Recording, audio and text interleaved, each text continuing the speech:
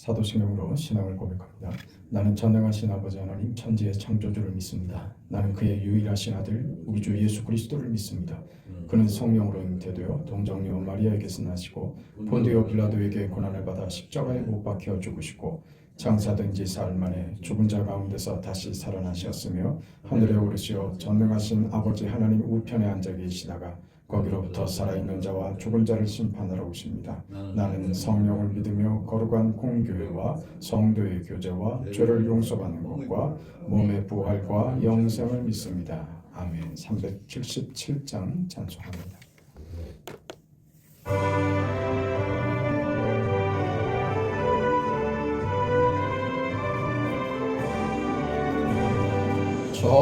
전능하신 주 하나님, 나는 순례자이니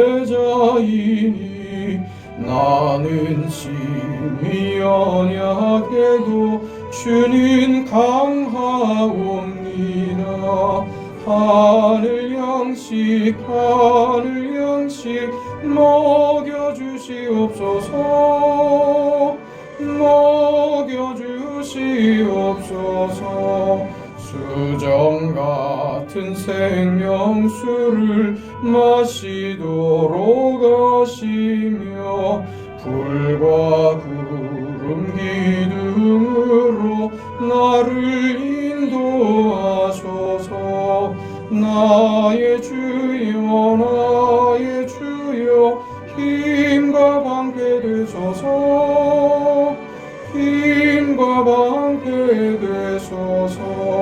요단강을 건널 때에 겁이 없게 하시고 저기 배는 가나안 땅 편히 닿게 하소서.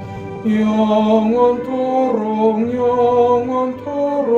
주께 찬양하리라.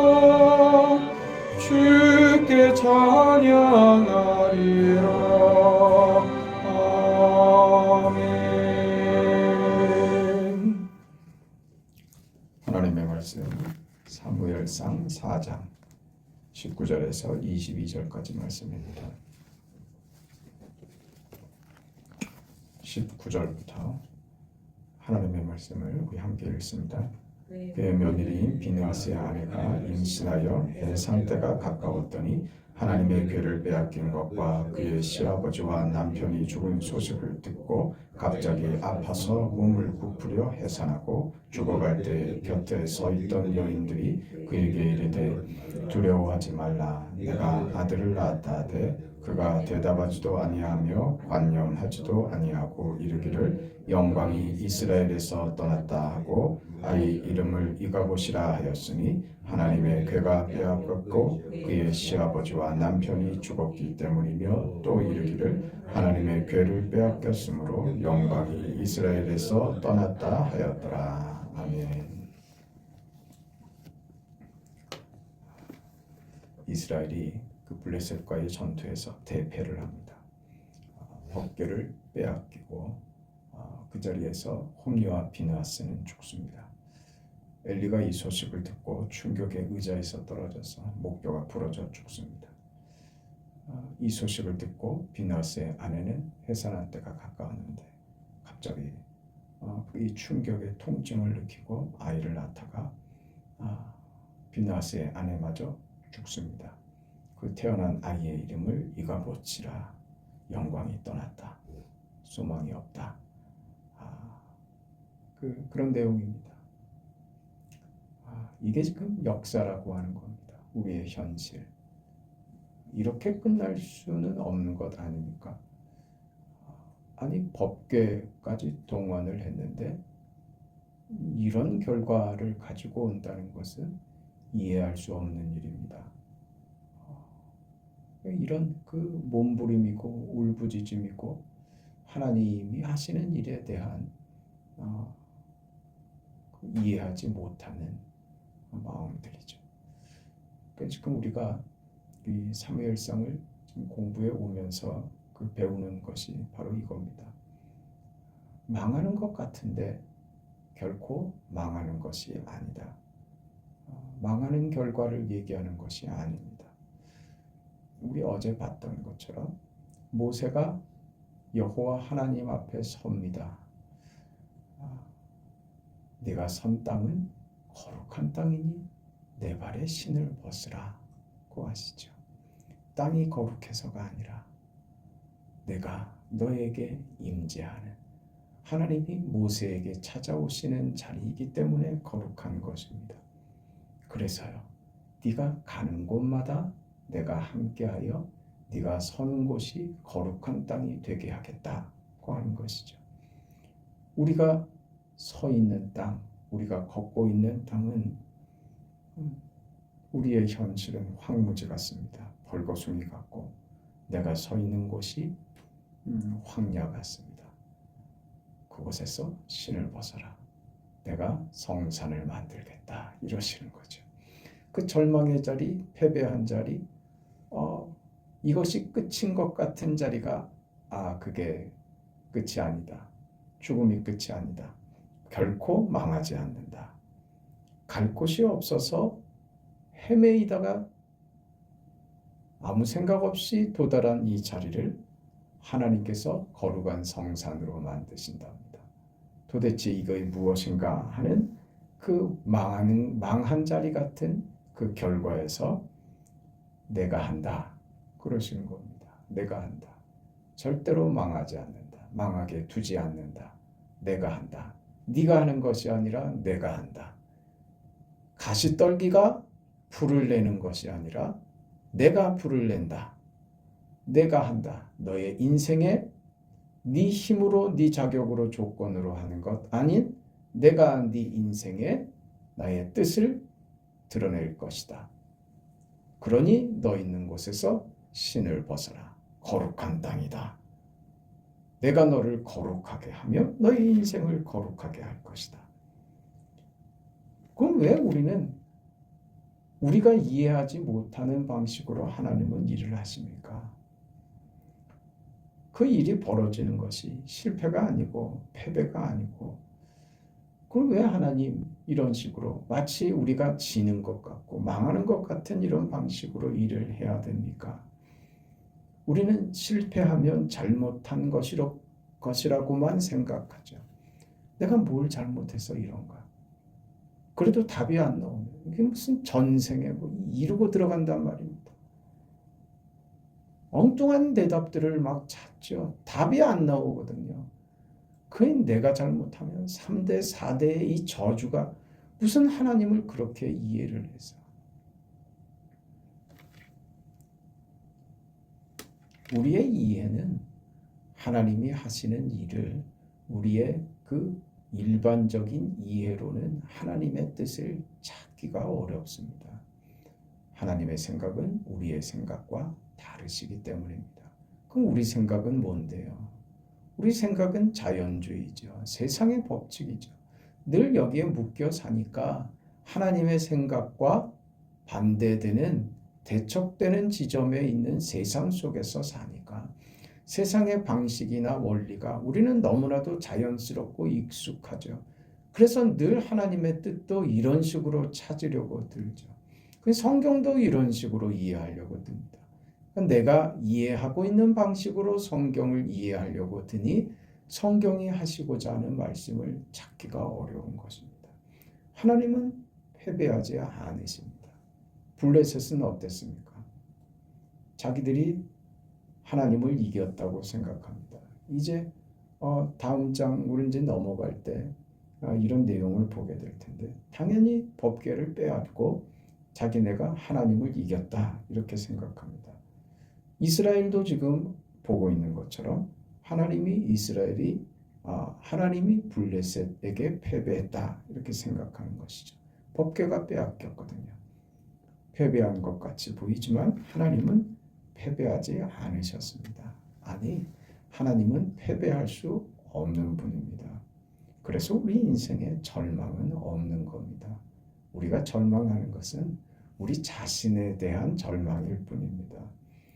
하나님의 한계가 드러나는 것이 아니라 우리의 한계가 드러날 뿐이죠. 믿음은 무엇인가?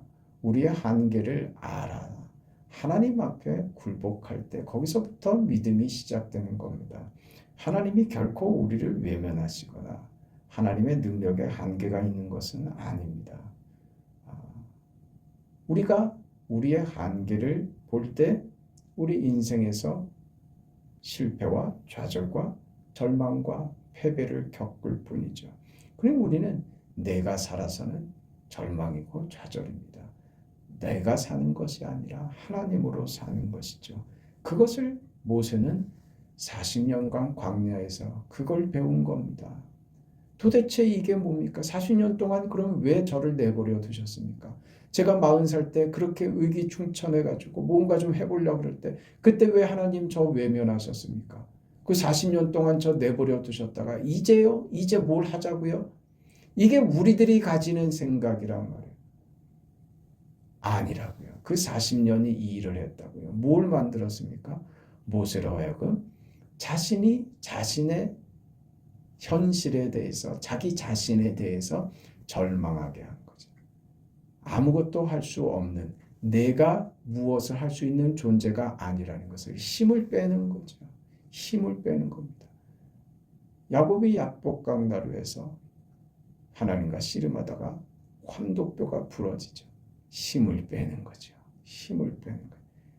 자기 힘으로 뭔가 해보자고 발버둥 쳤던 인생이지만 그걸로 안 된다. 그걸로 안 된다. 네가 선 곳은 거룩한 땅이다. 내가 한다. 모세야, 내가 한다.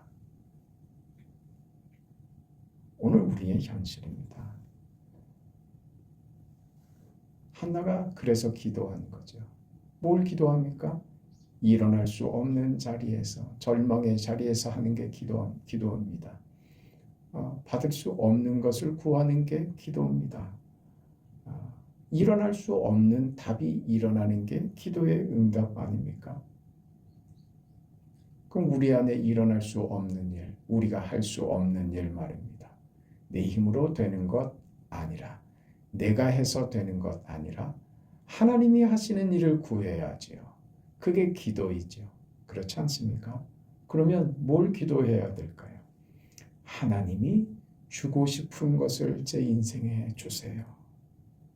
이 자리에 와야 한다는 거예요. 이게 기도라고요. 하나님이 저의 인생에 주시고 싶으신 것, 하나님 그것을 구합니다. 내가 잘되고 유능해지고 우월해지고 하는 것 아니라 내가 하나님의 사람으로 분명해지는, 분명한 하나님의 사람이 되는 그 자리, 그것 되게 해달라고 기도하는 것입니다. 하나님, 저에게 하나님을 담아주세요. 네가 선 곳은 거룩한 땅이니 네 발에서 신을 벗어라. 네가 하는 것 아니다. 내가 한다. 근데 우리는요, 내가 분명해지고 내가 유능해지고 내가 필요로 하는 것 하나님 주세요. 하나님의 대답입니다. 그렇게는 안 한다. 그게 지금 결과입니다. 어떤 결과로 나타났어요? 이스라엘이 블레셋에 패배한 겁니다. 어떤 상황인데요? 법궤를 동원했는데도 말입니다. 법궤를 빼앗길지언정 그렇게는 안 한다. 이 하나님의 대답입니다. 무섭죠? 굉장하죠? 네. 하나님의 이름을 여호와라고 합니다. 그 이름의 뜻을 우리 잘 알고 있는 대로 모세 앞에 나타난 그 하나님께서 나는 스스로 있는 자니라. 그렇죠? 독립적이십니다. 그리고 완전하신 분입니다. 하나님이시기 때문에 어떤 조건에 방해받지도 도움을 받을 필요도 없는 하나님이십니다. 하나님은 하나님이기를 중단하실 수 없는 분입니다. 그게 하나님이십니다. 이 세상에 일어나는 어떤 일도 어떤 존재와 사건과 경우가 다 하나님의 통치 아래에 있는 겁니다. 그러니 우리가 그 하나님을 대할 때 하나님이 나를 기억하지 않으시고 하나님이 내 기도를 듣지 않으신다라고 하는 이런 생각이나 표현은 우리식의 표현일 뿐이지 하나님께는 해당되지 않는 내용입니다. 왜요? 하나님은 중단하신 법이 없으시기 때문입니다. 실패와 좌절을 겪었다고 하나님이 나를 이렇게 내버려 두셔서 나를 이렇게 망가뜨리실 수는 없는 법이라고요? 아니요. 하나님은 그것으로 일하십니다. 성경에 반복적으로 우리에게 표현하고 드러낸 많은 증거들, 이스라엘의 패배가 이스라엘에게는 충격으로 왔던 것 같이 오늘 우리들에게도 우리 신앙의 현실 속에서 늘 이걸 경험합니다. 하나님이 나를 잊으신 것이 아닌가? 하나님이 나를 잊으신 것이 아니라면 내가 무슨 중대한 무슨 결함이 있는 거 아닌가? 내가 뭘 잘못해서 그렇지? 내가 뭘 회개를 안 해서 그런가? 내 인생에 내가 큰 하자가 있는 거 아닌가? 하나님이 나를 사랑하시지 않을 무슨 이유가 있는 것 아닌가? 뭔지는 모르겠지만 그런 것 같다. 우리 신앙이 이 자리에 오면요. 아무것도 못합니다. 그러니까 우리 신앙의 이해와 하나님에 대한 이해를 바르게 갖지 못하면 제가 볼 때는 지금 대다수의 그리스도인들이 이런 삶을 살아가는 것 같더란 말입니다. 그러니 신앙에 어떤 기대감이 없는 거예요. 그저 의식만 남고 형식만 남았지. 체념합니다. 기대가 없습니다. 포기하는 것이죠. 그게 오늘 우리의 현실이더라 하는 겁니다. 지금 이스라엘이 겪고 있는 이 문제처럼 말입니다. 내가 뭐가 하자가 있나? 왜 하나님은 나를 사랑하지 않으십니까? 왜 하나님은 내게 응답하지 않으신가? 하나님은 여전히 지금도 하나님이십니다. 바뀌지 않습니다. 내 생각이 잘못된 것이죠. 로마서 5장 8절에 우리가 아직 죄인 되었을 때에 하나님을 알지도 못했을 때 그리스도께서 우리를 위하여 죽으셨다. 우리가 하나님을 알지도 못했을 때도 하나님은 우리 편이셨고 우리를 위하여 아들을 죽이셨습니다. 그렇게 하나님은 우리에 대한 자기 사랑을 확증하셨느니라. 그렇지 않습니까? 예수님께서는 우리가 요청하지도 않았는데 오십니다. 우리가 예수님의 필요를 알지도 못했을 때 죽으셨습니다. 우리의 이해와 우리의 요청이 없었을 때 죽으신 겁니다. 우리가 알지도 못하고 기대하지도 않았을 때 우리를 위해 오시고 사시고 죽으셨습니다. 이 사실을 꼭 기억해야 됩니다. 우리가 찾지도 않았을 때 나를 위하여 죽으신 그 하나님. 지금 내가 하나님을 알게 된 이후에 지금 내가 뭘 하고 있나 보시자 이거죠. 하나님을 알고 있으면서도 왜 하나님은 내 편이 아니신가 하고 속상해하고 내 인생과 내 현실을 원망합니다.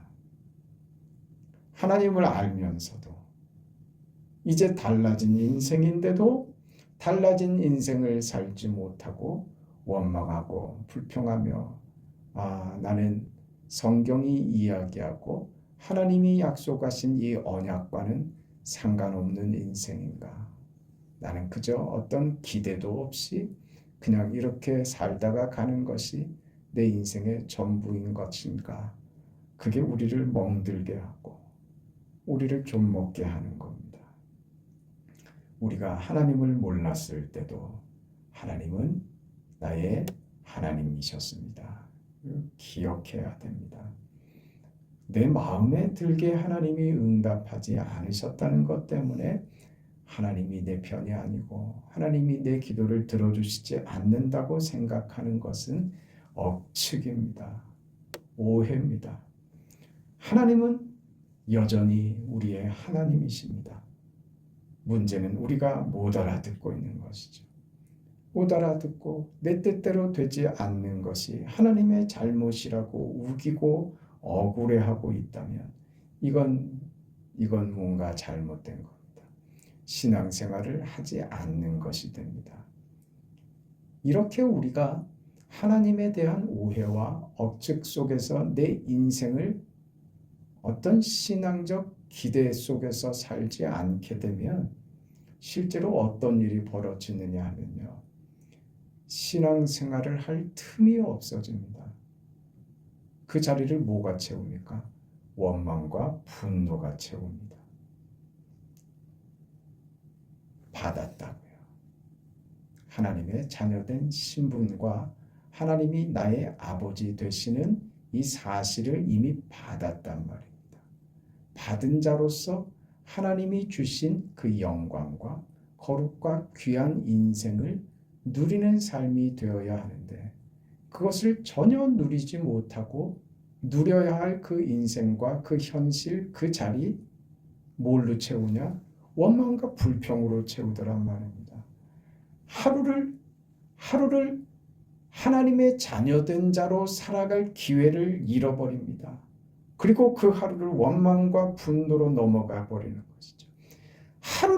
단 하루를 하나님의 자녀답게 사는 하나님의 자녀 노릇은 할 틈이 없는 그저 세상의 논리와 원리 속에서 이 사람 저 사람 욕이나 하고 분노하며 아무것도 없는 자처럼 마치 하나님도 없는 사람인 것처럼 살아가는 것. 이게 우리 인생의 가장 큰 손해라는 말입니다. 우리 참 기가 막혀 했던 그 얼마 전에 TV에 나왔던 그 얘기 아닙니까? 어떤 목사님이 이혼 문제를 가지고 상담을 하러 TV에 나와가지고 그 상담을 하는 그 교수가 하는 말입니다. 목사님은 어떻게 마치 신이 없는 사람인 것처럼 사십니까? 정말 수치스러운 얘기 아닙니까? 근데 저는 그 말에서 오늘날 신자들의 현실을 보는 것 같았어요. 마치 그런 겁니다. 당신은 하나님의 자녀라면서 당신의 인생에서는 왜 하나님이 안 계십니까? 당신은 하나님이 마치 세상에 없는 것처럼 존재하고 그렇게 생각하고 그렇게 살아갑니까? 수치죠. 불명예입니다. 신자된 인생의 가장 큰 손해라는 말입니다. 받은 것을 누리며 받은 것으로 살기에도 바쁘고 하나님의 자녀답게 살기에도 하루가 짧은데 왜 거기에다가 오물을 뒤집어 쓰고 쓰레기 더미에서 바보처럼 쓰레기처럼 살고 있느냐 이거죠. 예수님이 세상에 오시죠. 우리를 구하기 위하여 오십니다. 그러나 우리 손에 죽임을 당하십니다. 그때도 하나님은 일을 하시는 거죠. 무엇을요? 당신의 백성들이 당신을 죽이는 그 방식, 그것으로도 하나님이 일을 하시더라는 겁니다. 누구를 위해서? 우리를 위해서요. 이게 우리는 이해가 안 되는 겁니다. 우리 정서와 우리 상식과 우리 기준과 맞지 않습니다. 이거는 아니지 않습니까? 그게 누굽니까? 엠마오 마을로 가던 두 제자 아닙니까? 우리는 그가 메시아인 줄 알았다. 그런데 죽어버렸단 말이죠. 그래서 지금 절망하고 돌아간다. 지금 그거 아닙니까? 메시아인 줄 알았는데 우리의 기대가 절망으로 바뀌어버렸다. 죽어버렸다. 어떻게 이렇게 허망하게 끝날 수 있는가? 이게 엠마오 마을로 가던 두 제자의 반응입니다. 지금 보세요. 이스라엘이야. 우리는 법궤를 등장시키면 블레셋과의 전투에서 승리할 줄 알았다. 그런데 져버렸다. 법궤도 빼앗겼다. 하나님은 어떻게 계신가? 이렇게 끝날 수는 없는 법 아닌가? 보세요. 똑같지 않습니까? 같죠. 그때도 하나님은 일하고 계시고 패배가 죽음이 결코 절망이나 멸망이 아닙니다. 끝이 아닙니다. 이스라엘의 패배가 이스라엘의 끝이 아니고 예수님의 죽음이 그 죽음으로 끝이 아닙니다. 그게 절망이 아닙니다. 부활을 담죠. 그게 하나님이 일하시는 방식입니다. 우리의 끝에서 하나님은 하나님의 뜻을 펼치십니다. 하나님은 이스라엘을 하나님이 원하시는 이스라엘로 만들고 그의 백성으로 만드시는데 이 사건을 블레셋과의 전투에서의 패배를 사용하시는 겁니다. 법궤를 빼앗길지언정 말입니다. 예수께서는 죽음을 통하여 우리의 구원을 이루시는 것입니다. 왜요? 나를 구원하시기 위해서입니다. 우리 인생에 벌어지는 모든 일들은 우리가 이해가 되던 이해가 되지 않던 간에 말입니다. 다 모든 것이 다 우리에게 필요하게 하나님이 사용하십니다. 하나님의 뜻이고 하나님의 일하심입니다. 하나님의 뜻을 하나님 내 인생에 담아주세요. 그 뜻을 담아주세요. 그래서 믿음으로 사는 자가 되게 해주세요. 제발 하나님, 고달픈 인생을 멈추게 해주는 것이 아니라 무슨 인생이든지 간에 믿음으로 사는 자의 그 위대함과 그 영광을 어떤 상황과 조건에서도 누릴 수 있는 자의 그 위대한 경험과 하나님의 자녀된 내가 받은 것이 무엇인지를 날마다 깨달아서 감격하고 감사하고 그 기대와 그 영광에 찬 인생으로 오늘 하루를 그렇게 덮어주세요. 그게 우리의 기도가 되기를 바랍니다. 여러분의 생애가 그렇게 은혜로운 생애가 되시기를 주의 이름으로 축원합니다. 하나님 고맙고 감사합니다. 하나님이 하시고 하나님이 뜻을 이루신다는 이 믿음 가지고 우리의 오늘을 믿음으로 승리하는 성도의 삶이 되게 하여 주시옵소서. 사랑하는 성도들 모두를 지켜주시고 이번 주일에 있을 연합 예배에도 하나님 긍휼과 은혜를 베풀어 주시고 함께 모여 하나님을 찬양하며 같이 기뻐하며 믿는 자들의 사랑과 우애를 나누고 함께하는 축복의 시간 되게 하시옵소서. 이 일을 준비하는 우리 교회와 우리 모두에게 주께서 복을 더하시고 차질 없이 다 잘 준비하여 복된 시간 하나님께서 허락하신 은혜의 시간 경험케 하여 주시옵소서. 예수님의 이름으로 기도합니다. 아멘. 하늘에 계신 우리 아버지여, 이름이 거룩히 여김을 받으시오며 나라가 임하시오며 뜻이 하늘에서 이루어진 것 같이 땅에서도 이루어지이다. 오늘 우리에게 일용할 양식을 주시옵고 우리가 우리에게 죄 지은 자를 사하여 준 것 같이 우리 죄를 사하여 주시옵고 우리를 시험에 들게 하지 마시옵고 다만 악에서 구하시옵소서. 나라와 권세와 영광이 아버지께 영원히 있사옵나이다.